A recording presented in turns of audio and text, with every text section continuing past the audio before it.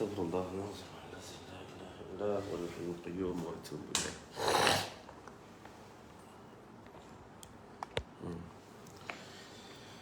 استغفر الله العظيم الذي لا اله الا هو الحي القيوم واتوب اليه. استغفر الله العظيم الذي لا اله الا هو الحي القيوم واتوب اليه. اللهم صل وسلم على سيدي وحبيبي وطبيب قلبي وجسدي وروحي سيدي رسول الله محمد ابن عبد الله الصادق الآمين وعلى آله وصحبه أجمعين.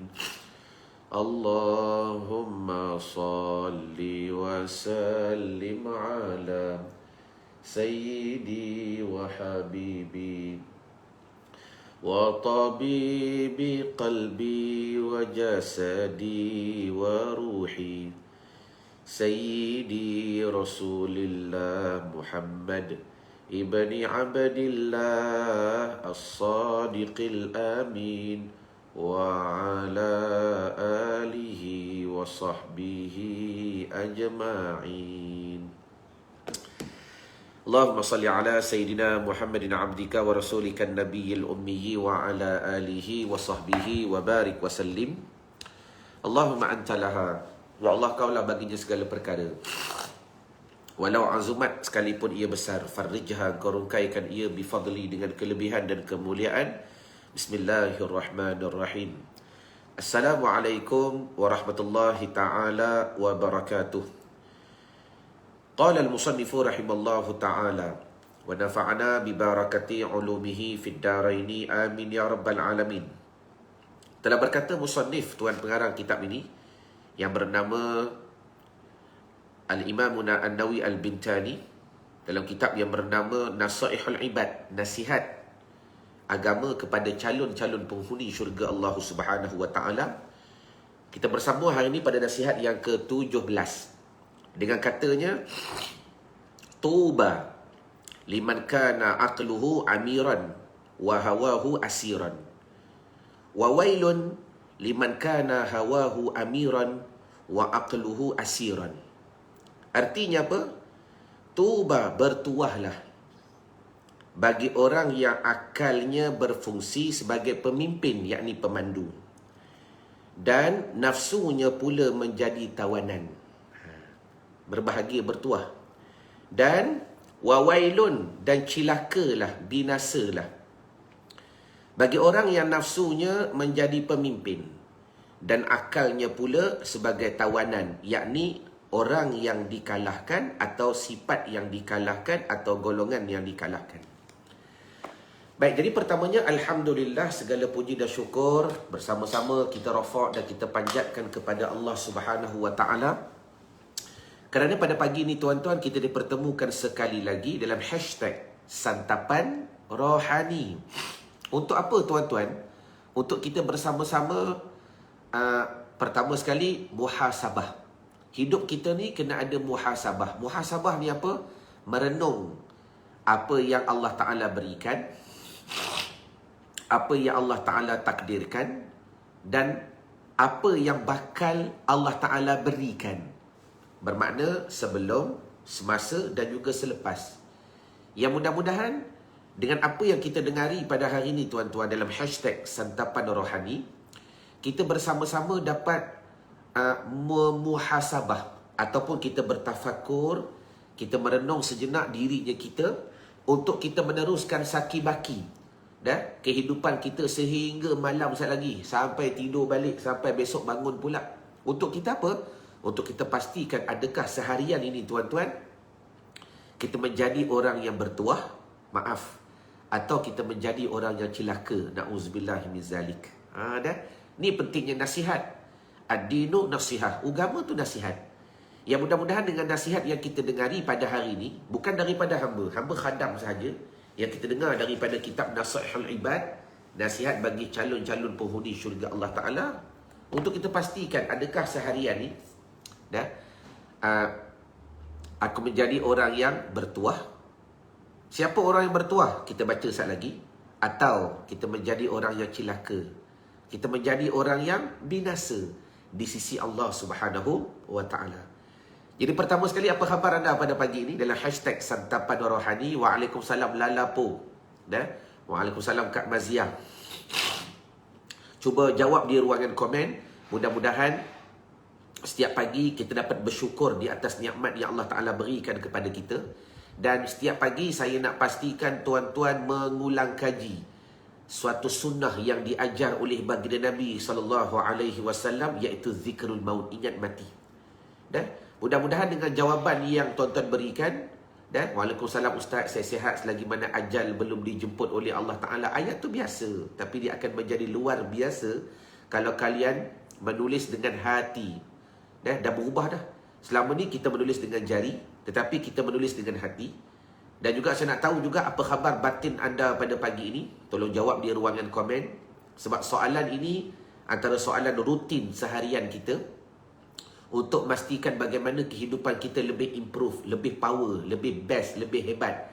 Dengan cara pemikiran kita, cara kita bermuhasabah setiap pagi. Dan juga jangan lupa jawab di ruangan komen. Dan di manakah level yang kalian berada pada hari ini? Dan Waalaikumsalam Salina Saad. Di manakah level yang kalian berada pada hari ini? Dan adakah kalian masih lagi berada pada level orang awam, atau orang yang salik, atau orang yang tak ada tujuan, atau orang yang tak ada impian, atau anda seorang yang tak ada keinginan, atau anda seorang yang tak tahu pun ke mana anda nak pergi, anda nak tuju. Hidup anda ni untuk apa? Hidup anda ni kerana apa? Hidup anda ni untuk siapa? Hidup anda ni bagaimana nak dihabiskan? Tuan-tuan, benda ni perlu kita muhasabah setiap pagi. Supaya apa? Supaya kita menjadikan perjalanan itu semakin tepat dan kita tidak ditipu di pertengahan jalan. Allahumma salli ala Sayyidina Muhammad. Cerita bab ditipu ni, standby. Pukul 10 saat lagi kelas tasawuf. Kita masih lagi membincangkan berkenaan ghurur, penipuan-penipuan yang berlaku. Maknanya orang yang mengaji pun kena tipu. Orang yang beribadat pun kena tipu. Orang yang berilmu pun kena tipu. Tuan-tuan cuba tulis di ruangan komen, apa lagi orang yang jahil. Allahumma salli wa sallim wa barik alaihi wa ala alih. Betul ke betul? Tulis simple je ayat tu. Hari ni kita muhasabah. Kalaulah orang yang berilmu pun ditipu dengan ilmunya, orang yang beribadat pun ditipu dengan ibadatnya, orang yang ahli sufi pun ditipu dengan maqamnya, siapa lagi? Orang yang ahlillahi ta'ala, dah itu Allah Ta'ala pelihara dah. Orang yang melakukan ketaatan pun ditipu dengan ketaatannya. Cuba tulis satu perkataan yang simple. Apatah lagi orang yang jahil. Dan mudah ditipu, tuan-tuan. Allahumma salli wa sallim wa barik alaih. Sebab itulah tahniah saya ucapkan ke atas diri saya sendiri dan juga kepada tuan-tuan, kerana kita kena bersyukur di atas peningkatan walaupun sedikit. Kerana tidak akan sampai nombor 100 bermula 1, 2, 3, 4, 5. Baik. Jadi adakah anda telah bersedia pada pagi ini untuk kita mendengar nasihat yang ke-17 yang dinukilkan oleh Syekh Imamuna An-Nawawi Al-Bintani dalam kitab yang bernama Nasaihul Ibad, berkenaan peperangan antara akal dan hawa nafsu. Hari ini kita muhasabah. Dan jadikan hashtag Santapan Rohani setiap pagi ini sebelum kita nak meneruskan kehidupan sebagai apa ilmu yang aku nak dapat hari ini untuk aku muhasabah. Sekurang-kurangnya tuan-tuan dapat buat sehari pun syukur dah. Sehari pun dah syukur. Baik.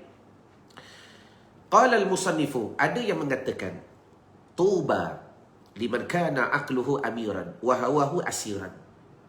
Berbahagialah, beruntunglah, tuba, beruntunglah bagi orang yang akalnya berfungsi sebagai pemimpin, yakni pemandu, dan nafsunya sebagai tawanan. Nafsu duduk belakang, kau ikut aku. Orang ni tuba, berbahagia, beruntung. Wawailun, dan cilaka, afwan, ataupun bahasa kitab, dan binasalah. Siapa dia? Akulah, kita juga. Yang beruntung pun aku. Yang binasa pun aku juga. Tak kiralah dulu ke besok ke akan datang ke. Liman kana hawahu amiran, bagi mereka yang menjadikan hawanya sebagai pemimpin. Wa aqluhu asiran, dan akal jadi tawanan. Allah, celaka, ya Allah. Itulah kehidupan kita, tuan-tuan. Baik. Artinya apa? Orang yang akalnya menjadi pemimpin dan hawa nafsunya menjadi tawanan adalah orang yang mengikut kehendak akalnya yang lurus dan nafsunya enggan melakukan larangan Allah Subhanahu wa taala, iaitu perkara-perkara yang tidak sesuai dengan syarak. Maksud orang yang hawa nafsunya menjadi pemimpin dan akalnya menjadi tawanan adalah orang yang akalnya tidak lagi berfungsi untuk bertafakur. Tengok, take the note, mengenali Allah dengan segala kenikmatan dan keagungannya. Allahumma salli wa sallim wa barik alaih. Orang ni ada akal. Dia ada akal, tuan-tuan. Tapi dia tak gunakan akalnya untuk mengenali Allah. Dia tak gunakan akalnya untuk betul-betul mendekati kepada Allah. Dia tak gunakan akalnya sebagai satu jambatan ataupun sebagai satu alat pemprosesan. Untuk apa? Merasai kehebatan, keagungan Allah Subhanahu wa taala. Dan akhir sekali akal dia mati. Dan bila mana akal dia mati, tuan-tuan, apa yang berlaku? Simple saja. Maka hawa nafsu akan bermaharajalela. Hawa nafsu yang akan bermaharajalela. Maka orang ni, tuan-tuan, Allahumma salli ala Muhammad, yang kalau akalnya mati, hawa nafsu bermaharajalela, maka cilaka hidup dia. Allahumma salli ala Muhammad. Tapi ingat, bila sebut cilaka ni, sebab tu seronok bila kita belajar ni, tuan-tuan, menjadi peringatan bagi diri saya dan juga bagi tuan-tuan. Bila kita ada ilmu ni, dan sekurang-kurangnya kita boleh memelihara diri kita dan menjaga. Dan tidaklah orang ada ilmu itu takkan melakukan kesalahan. Bukanlah orang ada ilmu dia takkan buat salah. Tidak. Tetapi orang yang berilmu itu, dia tahu di mana salah. Allahumma salli ala Muhammad. Cuba like dan share. Tag nama orang yang anda sayang. Mudah-mudahan mereka dengar juga kalimat ini. Dan mudah-mudahan mereka faham. Dan mereka tak stres. Belajar-belajar pun buat maksiat. Sabar dulu. Bukanlah orang berilmu itu pasti tak buat salah. La, tuan-tuan. Kita bukan Nabi. Kita bukan maksum. Tetapi orang yang berilmu itu, dia tahu mana salah. Dia perasan ni salah ni. Tapi dia still buat. Sekurang-kurangnya dia ada satu pendekatan. Ya Allah, aku tak nak ulang lagi lah. Allahumma salli wa sallim wa barik alaih. Dan sekurang-kurangnya dia ada satu pendekatan dalam dirinya. Allahumma salli wa sallim wa barik alaihi wa ala alihi. Untuk ihzar, berjaga-jaga. Berjaga-jaga. Maka sebab itulah, kata musannif, orang yang menjadi akalnya sebagai pemimpin dan nafsunya sebagai tawanan, tuan-tuan, iaitu orang yang tuba, berjaya. Allahu Akbar. Sebab tu cerita berakal, cerita berhati ni, saya nak ucapkan tahniah kepada tuan-tuan yang dah berjaya belajar selama seminggu dalam program interaktif Cinta Solat, yang di mana ada satu momen yang begitu best dalam hampir 11 siri, 11 episod. Kita belajar selama satu minggu, tuan-tuan, dalam program ICS. Ada satu episod tu, ada satu siri tu di mana saya membawa tuan-tuan mengembara dalam satu pengembaraan yang begitu best. Cuba tulis di ruangan komen, Allahumma salli wa sallim wa barik alaih. Best ke best, satu pengembaraan yang saya bawa. Bila mana inilah betul kata dia. Dan selama ni, kita membiarkan hawa nafsu kita bermaharajalela. Dia conquer tangan kita. Dia conquer mata kita. Dia conquer telinga kita. Dia conquer lidah kita. Faham mana conquer tak? Betul ke? Conquer ni bahasa Melayu ke? Wan Afiqah Anis. Conquer ni, wallahu alam. Saya dulu waktu di pondok, waktu kita budak-budak lu biasa guna perkataan conquer. Bahasa Melayu dia apa? Kawal. Terima kasih Nur Ashikin Ahmad. Allahumma salli wa sallim wa barik alaih. Jadi menguasai. Terima kasih Wan Afiqah. Okey. Selama ni kita biarkan hawa nafsu kita menguasai tangan kita, menguasai kaki kita, menawan. Terima kasih Kak Noraini. mengawal mata kita dan sebagainya. Akhir sekali, yang sehingga menyebabkan seolah-olah akal dan hati ni tak ada kuasa. Yang sehingga mengakibatkan akal ni ditawan. Sebab tu tahniah kepada tuan-tuan yang telah melalui proses itu. Dah menangis dah. Tak salah menangis pagi ni, sat lagi lah nak menangis. Allahumma salli wa sallim wa barik alaih. Sekurang-kurangnya saya dah bawa kepada tuan-tuan satu flow, satu pengembaraan yang best. Yang mudah-mudahan saya nasihat kepada tuan-tuan, ada masa nanti buatlah sebulan sekali ke, 3 bulan sekali ke, cari masa repeat balik. Macam mana momen yang saya aturkan, pasanglah apa muzik yang indah-indah ke untuk kita feel benda tu. Supaya apa? Ni yang kita nak belajar pada hari ni. Kita tak nak akal kita menjadi tawanan dan nafsu kita menjadi pemimpin, driver dia. Tak nak tuan-tuan. Bagaimana kita nak pastikan rakyat jelata kita menjadi orang yang betul-betul bebas, free daripada dikuasai oleh hawa nafsu kita sendiri. Sebab tu pentingnya akal, pentingnya hati. Jelas? Habis.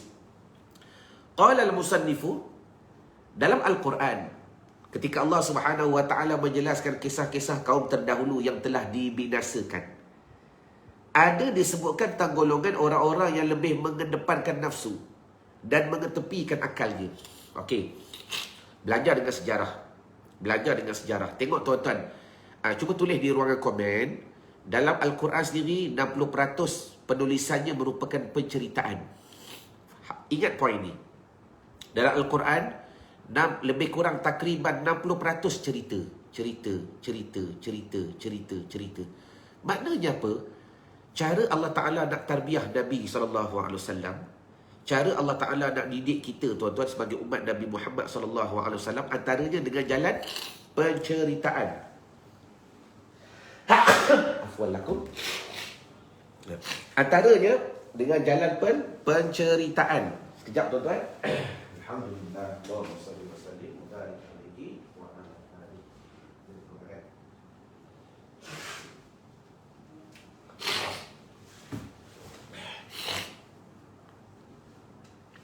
Okay, terima kasih Kak Noraini. Jadi maknanya dekat situ, satu poin yang tuan-tuan boleh faham, dengan cerita kita boleh belajar. Sebenarnya dengan penceritaan, kita boleh belajar sesuatu. Macam mana kisah Nabi Nuh, kisah Nabi Ibrahim, kisah Nabi Musa, dan kisah para-para anbiya, para-para anbiya yang lain. Dari situ kita boleh belajar sesuatu yang untuk kita gunakan pada kehidupan. Sebagaimana cara Allah Ta'ala mentarbiyah, mendidik Rasulullah SAW, Allahumma salli wa sallim wa barik alaih, dengan kisah para-para Nabi terdahulu. Maka begitu juga, tengok, dia kata apa? Dalam Al-Quran, menjelaskan kisah-kisah kaum terdahulu. Tuhan dah cerita dah. Dulu ni ada golongan yang menjadikan nafsu sebagai pemandu dan akal sebagai tawanan. Apa yang berlaku? Ada disebutkan tentang golongan orang yang lebih mengedepankan nafsu dan mengetepikan akalnya. Bahkan mereka cuba menjadikan hawa nafsu sebagai Tuhan yang memandu segala perbuatan dan tingkah lakunya.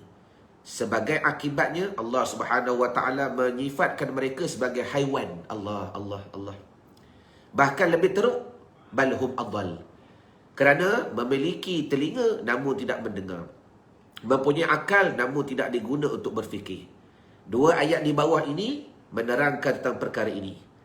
A'udzubillahi minasyaitonir rajim. Ara'aita man ittakhadha ilahah hawahu afa anta takunu alaihi wakila. Am tahsabu anna aktsarahum yasma'una aw yaqilun in hum illa kal an'am bal hum adallu sabila. Suraqallahul aliyyul azim. Ya Muhammad, kamu tak tengok ke keburukan keadaan orang yang menjadikan hawa nafsunya sebagai Tuhan yang dipuja lagi ditaati? Maka dapatkah engkau menjadi pengawas yang menjaganya dengan sesat? Atau adakah engkau menyangka bahawa kebanyakan mereka mendengar atau memahami apa yang engkau sampaikan kepada mereka? Mereka hanyalah seperti binatang ternak. Bahkan mereka lebih sesat lagi daripada haiwan. Al-Furqan ayat 43-44. Allahumma salli ala Sayyidina Muhammad. Tengok tuan-tuan, macam mana Allah Ta'ala nak beri kekuatan kepada Nabi. Ya Rasulullah, ni ada golongan ni. yang menjadikan nafsu sebagai Tuhan.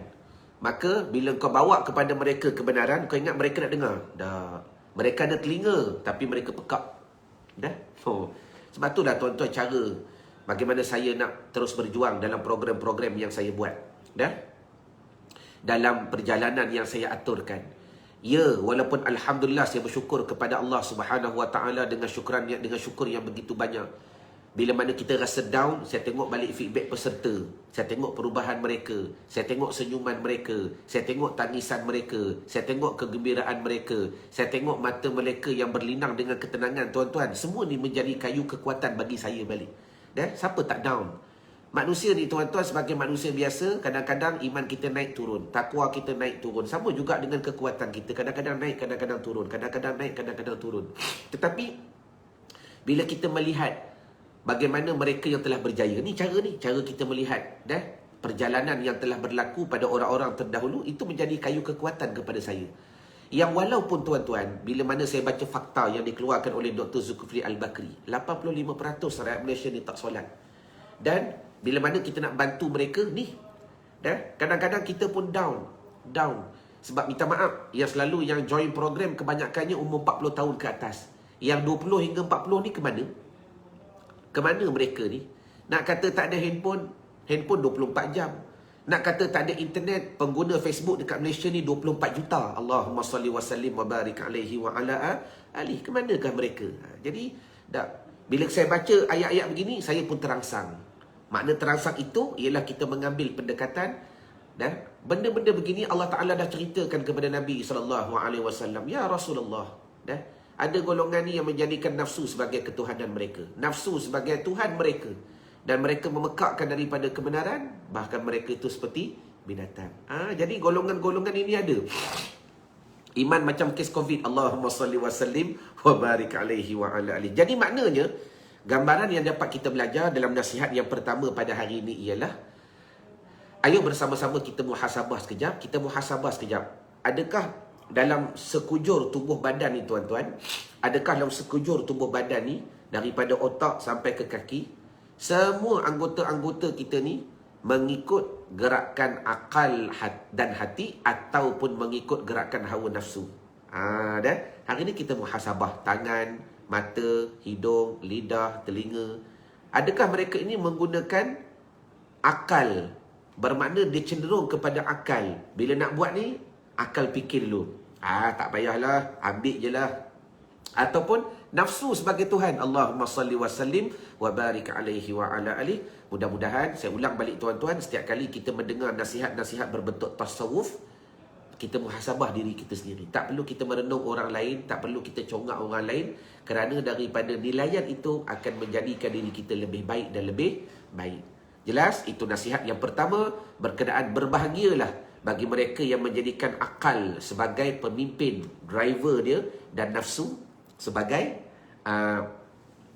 tawanan. Saya ingat lagi tuan-tuan, satu kalam daripada almarhum Tuan Guru Haji Ali bin Musa.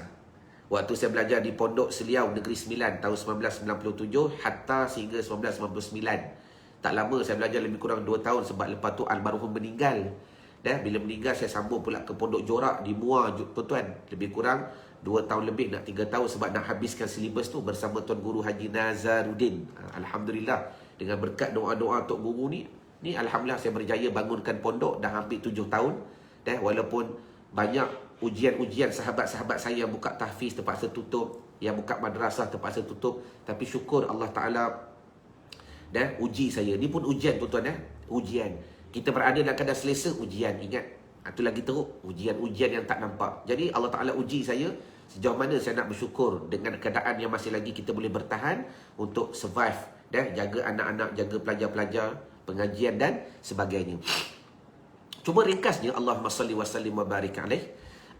Waktu saya belajar dengan arwah Tuan Guru Haji Ali bin Musa, dia ada bagi satu syair. Ada bagi satu syair, panjang syair itu, bagus. Tuan Guru Haji Ali ni banyak buat syair. Syair-syair yang berbentuk tasawuf, dia olah jadi syair. Dan saya rasa nak lagukan dia lah, supaya mudah kita ingat. Dia kata apa? Allahumma salli wa sallim wa barik alaihi wa ala alihi. Jadikanlah, janganlah kamu itu jadi anak angkat dunia. Tetapi jadikan diri kamu itu anak angkat akhirat. Jadi anak angkat dunia macam mana? Dunia duduk di depan, kita duduk belakang. Allahumma salli wa sallim. Dunia duduk di depan, kita duduk belakang. Jadi anak angkat. Anak angkat dunia, apa dunia nak? Nafsu. Apa dunia nak? Kesenangan. Tetapi kata almarhum Tuan Guru Haji Ali, jadilah kamu itu anak angkat kepada akhirat. Bila kamu itu jadi anak angkat pada akhirat, akhirat duduk belakang. Dah? Ataupun, apa yang akhirat nak? Aku jadi sebagai anak angkat. Supaya apa yang bapa angkat dia nak, itulah yang kita nak. Jadi akhirat ni apa? Dia satu perkara yang jauh daripada sifat-sifat nafsu dan sebagainya. Jelas ke jelas? Allahumma salli wa sallim wa barik alaihi wa ala alihi. Baik. Kita sambung pula pada hari ini dengan nasihat yang kedua, tuan-tuan. Qala al-musannifu, tajuk yang seterusnya tulis hati yang lembut dan fikiran yang jernih. Allah. Dah, ini kalau syarah best ni. Sebab dia berkaitan dengan program nak baki solat. Sebab tu satu kejutan. Kebanyakan yang masuk program nak baki solat ni, diingat nak baki solat ni belajar rokok, belajar sujud. Tak, saya tak ajar benda tu, tuan-tuan. Sebab benda tu mudah diajar. Tetapi ada benda yang lebih besar. Sebab solat ni ialah Allah Ta'ala berfirman apa dia? Solatlah kamu li zikri, bagi ingat kepada aku. Solat ni untuk ingat kepada Allah. Jadi ada benda lebih penting untuk kita fahami, tuan-tuan. Dalam perjalanan kita untuk solat ni, apa yang perlu kita perbaiki? Ni masalah akidah, tauhid dan sebagainya. Qala al-musannifu, man taraka az-zunuba raqqa qalbuhu, wa man taraka al-harama wa akala al-halala safat fikratuhu. Okey, tulis di ruangan komen, tulis. Kata muallif, barang siapa meninggalkan dosa-dosa, tak payah tulis barang siapalah, tulis aku. Saya ni suka ubah kitab. Saya bukan ubah tulisan, saya ubah kepada kita direct, kita ambil kepada kita terus. Tak payah fikir orang lain. Tu cara saya baca kitab. Standby pukul 10 saat lagi kelas tasawuf. Baik. Aku yang meninggalkan dosa-dosa, nescaya lembutlah hatiku. Tulis. Dan aku meninggalkan perkara-perkara yang haram dan makan makanan yang halal, maka jernihlah fikiranku. Allahumma salli wa sallim wa barik alaihi wa ala alihi. Siapa nak akal dia power? Mudah cerdik, tafakur, berfikir dan sebagainya. Mudah ingatan. Tengok. Musannif tak sebut meninggalkan makan-makan yang makruh. Meninggalkan makan yang halal. Halal. Tapi kalau kita meninggalkan, mengurangkan memakan yang halal, tuan-tuan, tu otak boleh cerdik. Otak boleh cerdik. Artinya apa? Hati yang lembut adalah yang dengan tulus menerima nasihat agama dan mematuhinya, serta melaksanakannya dengan khusyuk. Kerana sememangnya agama itu nasihat. Fikiran yang jernih ialah dengan cemerlang mampu memikirkan ciptaan Allah, dengan meyakini bahawa Allah Subhanahu Wa Taala itu Maha Kuasa. Di antaranya membangkitkan semua manusia setelah mati nanti. Baik, hari ni kita semak. Hati aku ni lembut ke kerah? Hari ni kita semak. Hari ni kita pastikan, adakah aku ni jenis orang senang dengan nasihat? Kalau kita jenis orang yang senang dengan nasihat, maka syukur sekejap, maka itulah tanda orang yang hatinya masih lembut. Dengar nasihat. Nasihat ni, tuan-tuan, ingat, bila sebut nasihat ni bukan minal a'la ilal adna. Tak semestinya daripada orang yang atas kepada orang yang bawah. Sama juga nasihat itu kadang-kadang datang daripada minal adna ilal a'la, daripada orang yang kecil kepada orang yang besar. Kita ni kalau orang atas nasihat, kebiasaannya kita boleh terima. Saya lah tu. Allahumma salli wa sallim wa barik alaih. Tetapi bila daripada orang bawahan, daripada budak, daripada anak, daripada staf, daripada pekerja, daripada orang-orang yang di bawah kita, kadang-kadang bila mana kita mendengar nasihat, ni kegagalannya hati kita. Jadi ingat, nak tahu hati lembut, tak kira minal a'la ilal adna atau minal adna ilal a'la, daripada orang atas ke bawah ke, orang bawah ke atas ke, kita boleh terima belaka. Boleh terima. Di situlah menandakan sejauh mana hati kita betul-betul lembut. Sebab tu cerita hati lembut ni, tuan-tuan, Allahumma salli wa sallim wa barik alaih. Dan begitu penting dalam kehidupan kita ni tuan-tuan, kita nak semak hati kita hidup ke mati. Sebelum nak cerita kerah ke lembut. Saya ulang balik. Dalam hidup kita ni, tuan-tuan ada tak satu termometer ke? Tuan-tuan ada tak satu alat macam mana tuan-tuan nak semak hati kita hidup ke mati? Allahumma salli wa sallim wa barik alaih. Sebelum nak bahas hati tu kerah ke lembut. Kalau hidup, baru kita bahas. Benda ni kerah ke lembut. Contoh. Sekurang-kurangnya benda tu hidup. Macam batu. Dah? Batu hidup ke mati? Ni batu ni. Allahumma salli wa sallim wa barik alaih. Tuhan kata semua yang berada di alam ini memujiku. Kalau mereka tidak memujiku, la fasadata, dan secara binasa lah mereka. Hidup tu dari segi fakta macam mana? Kefahaman macam mana? Okey, tinggal dulu. Jadi, tuan-tuan tanya diri tuan-tuan. Sebelum nak bahas hati tu lembut, hati yang lembut yang senang dengan nasihat. Masalah yang berlaku ialah sejauh mana kita ada satu termometer ke, jangka suhu ke, gun ke, gun tu, yang cek suhu tu, untuk kita dapat pastikan hati kita hidup ke mati. Contoh paling mudah. Subuh tadi, tuan-tuan solat, tuan-tuan angkat tasyahud. Ulama' sebut dalam kitab-kitab fikih, buka mana-mana kitab. Kesempurnaan tasyahud itu, mata tengok, mulut baca, jari angkat, hati tasdiq. Simple je semak. Kesempurnaan tasyahud itu, mata tengok, mulut baca, jari angkat, hati tasdiq. Siapa yang buat empat-empat tadi? Syukur Alhamdulillah. Siapa yang tak buat, tanya balik, kenapa hati tak tasdik? Hati mati ke? Contoh, saya tak hukum, contoh. Tanya. Sedangkan kata Imam Nawawi, zikir itu perlu di lidah dan di hati. Maka kesempurnaan tasyahud, kalau kita belajar rukun musyahadah, kesempurnaan musyahadah, dua je asas dia. Ikrar di lidah, tasdik di hati. Ikrar di lidah, tasdik di hati. Lepas tu tambah sikit, dirungkaikan, dilakukan dengan perbuatan. Sudah. Berapa ramai di antara kita tuan-tuan, ketika kita angkat musyahadah, asyhadu an la ilaha illallah, hati mati. Hati tak ada tasdik, kita hanya baca di lidah. Itu contoh satu kayu ukur yang tuan-tuan boleh gunakan sebagai satu gun. Kalau kita pergi hari nak masuk farmasi, kena cek suhu dulu, 36.4. Nak masuk kedai, kena cek suhu dulu, demam ke tidak. Nak masuk farmasi, kena cek suhu dulu, boleh masuk ke tidak. Allahumma salli wa sallim wa barik alaihi wa ala alihi. Itu contoh. Apatah lagi tuan-tuan, ada ke gun untuk cek hati ni hidup ke mati? Dalam kitab Ta'limul Muta'allim, dia cerita bukan bermakna ustaz, kalau hati tu mati, orang tu matilah. Tak. Maksudnya bukan begitu. Bukan memberi faham kalau orang tu mati, hatinya mati. Kalau orang tu hidup, hati hidup. Tak. Tuan-tuan boleh buka kitab Ta'limul Muta'allim. Kitab Ta'lim Muta'allim ni antara kitab yang dipelajari di mana-mana pondok. Asas orang mengaji pondok, mula-mula tadahlah kitab tu. Kitab adab-adab orang belajar. Dalam tu dia tulis tuan-tuan, contoh paling mudah. Orang yang tak nak mengaji ni, lebih-lebih lagi ilmu fardu ain. Macam kami buat program khatam kitab. Belajar kitab sampai khatam secara online setahun. Apa lagi alasan nak bagi? Kalau dulu pengajar di surau di masjid pun kita ambil cuai dengan alasan letihlah bekerja, tak ada masa dan sebagainya. Sekarang ni kami bagi peluang belajar secara online selama setahun. Kita belajar fiqh, belajar tauhid, belajar tasawuf, belajar hadis, belajar bab kematian dan sebagainya. Banyak kitab-kitab yang kita bantu tuan. Apa lagi alasan kita nak berikan? Tak ada masa.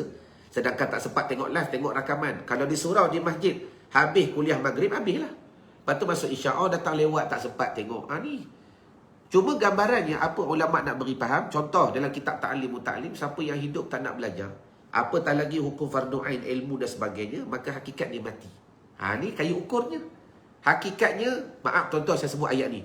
Bukan saya sebut, tuan-tuan boleh tengok dalam kitab Ta'limul Muta'allim. Ada, kat depan ada. Orang yang jenis tak nak mengaji, orang yang jenis menjahilkan diri dia, seolah-olah bangkai yang hidup. Allahumma salli wa sallim. Seolah-olah bangkai yang hidup. Kita nak dengar pun rasa Allahumma salli ala Muhammad. Nak dengar pun rasa tak tergamak. Saya nak sebut pun rasa tak tergamak. Tapi itulah hakikatnya. Dah. Apa lagi alasan kita nak beri? Maka ulama sebut orang yang tak nak belajar itu lebih lagi fardu ain ibarat bangkai yang hidup. Dia hidup tapi tak ada guna pun, tak boleh beri manfaat, tak boleh ambil manfaat, tak boleh hasilkan manfaat pada diri dan sebagainya. Dan baik tuan-tuan orang ni kita bunuh kerak-kerak bagi anjing. Maaf, bukan saya sebut, ulama sebut dalam kitab. Dan agak-agak bagi anjing makan dah. Anjing pun Allah, saya lah. Anjing pun cebek, tak nak makan dah. Daging orang jahil. Allahumma salli ala Sayyidina Muhammad ni. Jadi sebab itulah saya nak beri gambaran kepada tuan. Apa yang saya boleh bantu ialah dalam sesi santapan rohani yang kita buat hampir setiap pagi jam 9. Cuma seminggu 2 ni saya sibuk dengan program. Last week ada ICS. Lepas tu 3 hari ni pula ada sesi Zoom secara coaching. Seorang sejam. Semalam baru habis tuan-tuan. Daripada start pagi sampai 11 malam. Start pagi sampai 11 malam. Start pagi sampai 10 malam. 3 hari. Hari ni pun ada seorang lagi yang tak habis. InsyaAllah kita akan buat malam. Cuma dalam waktu yang sedia ada ni, hari ni kita muhasabah. Sebelum nak bercerita hati tu lembut ke keras, tanya dulu hati tu hidup ke mati. Tanya dulu hati tu hidup ke mati. Dan saya ulang kali yang kedua, bukan memberi faham orang yang hidup hatinya hidup, bukan memberi faham orang yang mati hatinya mati. Tak. Itu kepahaman secara fizikal. Kita cerita bab maknawi. Jelas? Macam orang tua-tua dulu lah, dia kata kau ni hati mati lah. Dah, aku cakap kau tak dengar, aku suruh kau tak buat, hati kau ni mati ke? Allahumma salli wa sallim wa barik alaihi wa ala alihi. Sambung. Qala al-musannifu, kita nak bahas tajuk apa tuan-tuan? Aku yang meninggalkan dosa. Ya, tinggalkan dosa nescaya lembut hatinya. Jadi hari ni kita dapat satu guideline. Tuan-tuan nak lembut hati sekarang ni, ataupun bahasa lain sebelum nak bicara hati tu lembut, antara kita nak pastikan hati tu hidup dulu, tinggalkan dosa. Sama ada secara berazam, berperingkat, yang penting kita usaha nak tinggalkan dosa. Tuan-tuan, mudah-mudahan hati orang tu semakin hidup. Bila hidup dia lembut, dia soft. Tak payah pakai periuk Noxar dah. Walaupun Noxar tu bagus. Tahu tak periuk Noxar? Bila kita letak tulang, pakai periuk Noxar tu, kalau biasa rebus berjam-jam, pakai Noxar tu sekejap 10 minit habis, lembut belaka. Dengan tulang-tulang hancur. Allahumma salli wa sallim wa barik alaih. Dan aku yang meninggalkan perkara haram dan makan benda halal, maka jernihlah fikiran. Hari ni kita nak belajar 2 benda ni. Baik. Keyakinan tersebut dapat diperolehi dengan merenungkan melalui akal, fikiran dan akal. Bahawa sesungguhnya Allah Subhanahu Wa Taala menciptakan manusia bermula daripada setitis air mani yang saraf sampai terbentuknya telinga, mata serta anggota tubuh yang lain. Serta itu Allah juga memudahkan janin keluar dari rahim, serta memberitahukan bagaimana menyusu ibu. Bayi yang baru lahir belum memiliki gigi, atas kuasa Allah Subhanahu Wa Taala ditumbuhkan dan ditanggalkan giginya ketika berumur 7 tahun. Sabut. Kemudian ditumbuhkan lagi pada waktu yang lain. Maka Allah Subhanahu Wa Taala menjadikan keadaan manusia berubah daripada kecil sampai dewasa, kemudian tua, sihat jadi sakit. Dia menjadikan pula semuanya makhluknya tidur bangun setiap hari. Rambut, kuku habis semua, tumbuh semula. Malam yang kesemuanya datang silih berganti. Setiap bulan terbenam dan timbul dengan sempurna. Dan maka berdasarkan ini semua, maka jelaslah bahawa Allah Subhanahu Wa Taala yang maha kuasa atas semua itu adalah Allah yang mampu menghidupkan semua yang telah mati setelah mereka rosak di alam kubur. Oleh sebab itu wajib bagi hamba Allah memperbanyakkan tafakur untuk menambahkan kuat keyakinannya tentang adanya kebangkitan setelah mati. Okey tuan-tuan, saya nak bagi satu ilmu yang mudah-mudahan bermanfaat bagi muslimin dan muslimat, khusus muslimat. Dalam sesi coaching 2-3 hari lepas, dalam sesi coaching ni satu program yang datang selepas ICS, di mana saya coach mereka selama 1 jam. Kita perbaiki takbir, Fatihah, tahiyat, selawat, salam, dan ada lagi rahsia-rahsia di sebalik daripada itu. Dan kemudian mereka akan dibimbing oleh saya lebih kurang takriban selama sebulan lagi dalam beberapa lagi episod program. Ada satu muslimat dia tanya, Ustaz, soalan dia bagus. Apa amalan yang afdal yang perlu dilakukan bila mana kita mendirikan malam? Allahumma salli ala Muhammad. Dah? Bangun qiyamul lail ni. Bangun qiyamul lail, dia tanya apa amalan yang afdal. Lebih-lebih lagi kalau orang tu period. Contoh kalau period tu cerita lain, satu isu. Kalau tak period, apakah amalan yang paling afdal? Sudah. Satu muslimat tanya ni. Untunglah dia gunakan sesi Zoom itu untuk bertanya banyak masalah supaya mereka dapat keluar daripada kemuskilan kepada kefahaman dan keyakinan ilmu. Maka tuan-tuan tulis di ruangan komen. Dan di samping tuan-tuan like dan share dan tag nama orang yang anda sayang, belanja love sikit. Mudah-mudahan dengan niat dakwah, kasih kepada orang yang kita kasih, sayang kepada orang yang kita sayang dengan ilmu dan sebagainya, mudah-mudahan sampai kepada mereka maklumat ini tuan-tuan. Bila sebut menghidupkan malam, qiyamul lail, dia tak sebut solat pada malam. Dengar dengan betul. Dia tak sebut solat pada malam. Kalau kita merujuk hadis-hadis dan sebagainya, kalam dia mudah je. Qiyamul lail, mendirikan malam. Qiyam, berdiri, diri. Cuma banyak ulama usul disebut qiyam itu, maksud qiyam tu antaranya bermula dengan solat lah. Itu salah satu. Tetapi bila sebut mendirikan malam, saya nak nakal kalam Habib Umar bin Muhammad bin Salim bin Hafiz. Kata Habib Umar, apa-apa jua amalan yang kamu lakukan untuk mendirikan malam, maka semua tu afdal. Semua tu afdal.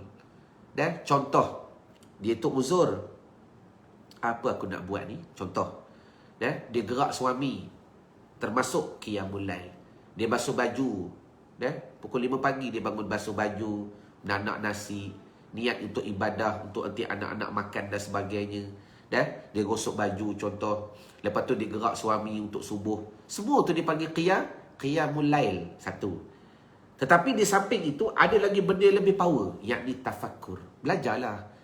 Tuan-tuan bangun malam, kalau tuan-tuan tak tahu nak buat apa, kalau takdir kata ketika itu malas nak solat, malas nak bangkit, solat tu afdal, power. Sebab Nabi qiyamul lail sampai bengkak-bengkak kaki. Padahal Nabi boleh je tafakkur. Tapi kalau nak cerita, kalau malas sangat nak solat, ada amalan yang afdal juga, iaitu tafakkur. Tafakkur ni, kalau kita tengok hadis Nabi, tafakkur sa'ah fi khairillah. Tafakkur sa'ah, berfikir satu saat pada perkara yang dijadikan oleh Allah, ditakdirkan oleh Allah, dikaruniakan oleh Allah. Khairun, lebih baik daripada solat 700 rakaat. Ada dua riwayat. Ada satu riwayat 70 rakaat, ada satu riwayat 700 rakaat ni. Ini dipanggil makam tafakkur. Sebab tu tafakkur ni besar. Tapi hari ni dia bagi tips. Yang kita nak faham, yang tu teknikal. Sekarang ni teknikal tu takkan berhasil kalau otak ni tak jernih. Allahumma salli wa sallim wa barik. Nak tafakkur macam mana? Tuan-tuan maaf, Sungai Kelang. Sungai Kelang lah. Tak tahu dah Sungai Kelang yang sekarang ni macam mana. Sungai Kelang yang dulu tuan-tuan, kita nak menyelam, nak tengok mutiara dalam tu pun tak tergamak. Betul ke betul? Sebab apa? Bila airnya keruh, bila airnya tuan-tuan tak jernih, macam mana kita nak menyelam, nak mencari mutiara-mutiara. Sebut mutiara ni tak semestinya kaimuk. Kaimuk ni ialah kaimuk bahasa Thailand. Marina Melayu ni kita panggil yang putih tu. Nak cari ikan, nak cari kerang masalan. Air keruh. Samalah bila otak ni keruh. Bila otak ni keruh tuan-tuan, nak tafakur macam mana? Tak nampak. Sebab tu sekarang ni, dalam rangka saya bagi teknik kepada tuan-tuan, sekarang dah ada buaya. La ilaha illallah Muhammadur Rasulullah sallallahu alaihi wasallam. Baik. Dalam rangka tuan-tuan nak, sebelum pergi kepada teknikal dan praktikalnya, tak tahu nak buat apa pukul 5 pagi, pukul 4 pagi, bangun tafakur. Cuma sekarang ni dia bagi tips. Dia bagi tips, dia kata apa? Belajar menjernihkan otak dulu. Macam mana nak jernihkan otak? Maka maslahat yang dia bagi, tinggalkan perkara haram dan jaga makan makanan yang halal. Tulis. Itu je point dia. Hari ni kita fokus, sebelum kita nak pergi kepada nak praktikal, nak gunakan otak untuk tafakur, masalah otak ni bersih ke tidak. Tu saja. Sebelum kita nak pergi kepada nak bertafakur, tanya lu otak ni bersih ke tidak. Kalau otak ni tak bersih tuan-tuan, bermakna belajar kurangkan memakan benda yang halal. Bukan benda yang haram, bukan benda yang makruh. Yang halal tu kena jaga, kena kurangkan makan. InsyaAllah otak boleh bersih. insya-Allah otak boleh bersih, akal semakin jernih. Bila jernih, tuan-tuan tengok macam tu je. Air ada buaya. Tengok je. Tafakur tengok je. Oh, ada ikan. Kan jernih. Bila air jernih macam-macam nampak tak? Allahumma salli wa sallim wa barik alaihi wa ala alihi. Jernih. Oi, ada ketam. Bila air jernih, oi, ada jos masalan. Tapi bila air keruh, tuan-tuan, tak nampak. Dah? Kita nak menyelam pun tak nampak. Jelas. Allahumma salli wa sallim wa barik alaihi wa ala alihi. Begitulah akalnya kita. Jadi, sebelum kita nak pergi kepada tafakkur, sebelum nak pergi kepada berfikir, sebelum nak pergi kepada muhasabah, akhir sekalam tulis di ruangan komen, masalah otak aku ni jernih ke keruh? Fikir tu dulu. Dah? Nak fikir tu pun sudah. Dah otak keruh, nak fikir macam mana? Dah pakat-pakatlah usaha ikhtiar. Jaga makanan yang halal. Jadi, saya rasa madai pertemuan kita pada hari ini, mana yang baik itu datang daripada Allah, yang tak baik itu pasti datang daripada hamba sendiri. Jangan lupa hari Sabtu Ahad ni kita ada Sabtu kot, kita ada program SSF, Sempurna Kau Solatmu dengan Fatihah. Program ni percuma, tuan-tuan. Dan bantulah sebar-sebarkan maklumat supaya ramai orang dapat perbaiki solat dengan perbaiki Fatihah sehingga perbaiki kehidupan mereka. Dan percuma saja, tak perlu bayar. Mudah-mudahan saya membantu tuan-tuan untuk mempermudahkan lagi perjalanan kehidupan dengan mengetahui bacaan Fatihah dan rahsia yang hebat. Ma'assalamah wa liqa. Assalamualaikum warahmatullahi taala wabarakatuh. Wallahu a'lam.